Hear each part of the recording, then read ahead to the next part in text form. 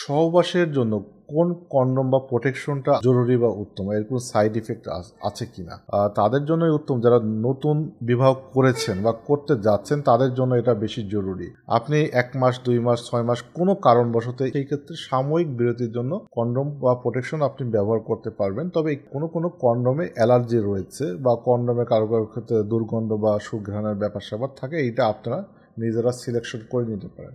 তবে আমরা এখানে অ্যাড করব যে যাদের দ্রুত বীর্যপাত রয়েছে, তারা সংবেদনশীলতার কারণে নিজেকে কন্ট্রোল করতে পারছে না, তারা কিছু সেন্সিটিভিটি ক্রিম যেটাতে থাকে, তারা অ্যানেস্থেটিক জেল বা ক্রিম লোপটা অ্যাড করা থাকে, তাহলে সেই জাতীয় কোনো প্রোটেকশন ইউজ করলে তারা মিলনের বেশ সময় পাবে। এছাড়াও ডাবল প্রোটেকশন ইউজ করলেও অনেক সময় ধরে আপনি মিলন করতে পারবেন। এটা অভ্যাসের একটা ব্যাপার স্যাপার রয়েছে।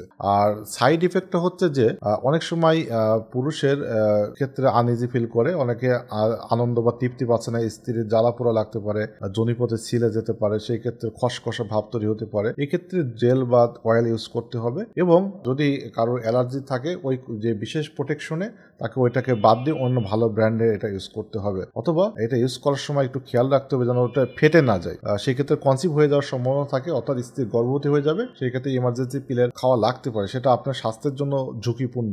তাহলে এই ক্ষেত্রে একটু মাথা ঠান্ডা করে একটু ব্যবহার করতে হবে।